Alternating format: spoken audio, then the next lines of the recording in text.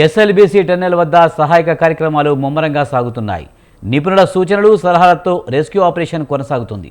ప్రభుత్వం తరపున మంత్రులు స్వయంగా సహాయక చర్యలను పరిశీలిస్తున్నారు. మొత్తం 11 విభాగాలకు చెందిన నిపుణులు సహాయక చర్యల్లో పాల్గొంటారని వెల్లడించారు మంత్రి ఉత్తమ్ కుమార్ రెడ్డి. మరో 2-3 రోజుల్లో సహాయక కార్యక్రమాలు పూర్తవుతాయని తెలిపారు.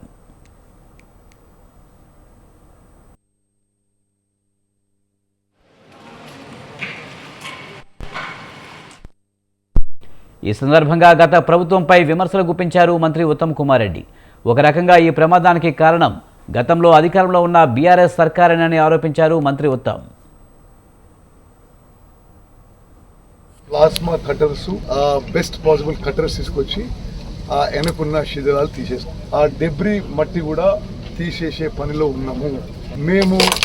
అందుకోసమే మీకు మాటిస్తున్నాము, 2-3 రోజుల్లో ఈ రెస్క్యూ అండ్ రిలీఫ్ ఆపరేషన్స్ పూర్తయి 2-3 నెలల్లో తిరిగి ఎస్ఎల్బీసీ టనలు పునఃప్రారంభించి పూర్తి చేస్తామని చెప్పి మాటిస్తాం.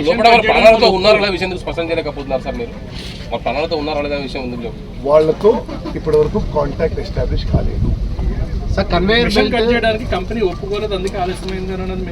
లేదు, ఇప్పుడు ఆ మిషన్ కట్ చేయాలన్నా డెబ్రీ ఎట్లా తీయాలి, హరీష్ రావు కంటే మరి ఈ దేశంలో ఎక్కువ మంది ఎక్స్పర్ట్స్ ఉన్నారు.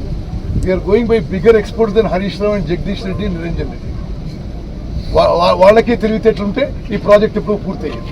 వాళ్ళు ప్రాజెక్ట్ అసంపూర్తిగా వదిలిపెట్టి ఈ రోజు వచ్చి అసలు ప్రాజెక్ట్ కూలిపోవడానికే కారణం వాళ్ళు. If they are not left it in the state, it would been over and would have got 30 TMC water. Today ఏదో పొలిటికల్ డ్రామా చేయడం తప్పితే మరొకటి లేదు. సార్, 12 ఏజెన్సీలు అయితే ఉన్న విభాగాలు వాళ్ళు సమన్వయం చేయడంలో ప్రభుత్వంగా మీరు విఫలమవుతారు, అందుకని పనుల్లో జాప్యం జరుగుతుంది. ఈ మొహాలకి అంతకంటే విమర్శించడానికి ఇంకోటి లేదు.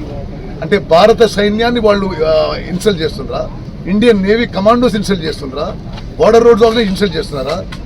అందరూ ఒక యూనిఫైడ్ కమాండోస్, అందరూ కూడా ఒక యూనిఫైడ్ కమాండ్లో సమర్థవంతంగా పనిచేసి ముందుకు పోతున్నాము. మీలా ఫామ్ హౌస్లో పండుకునేది లేదు, మీలాగా మరి రోజు జేబులు నింపుకొని కార్యక్రమాలు చేసి లేదు. సార్, కన్వేయర్ బెల్ట్ సరి చేస్తేనే అంత డెబ్రిస్ బయటకు వచ్చాము.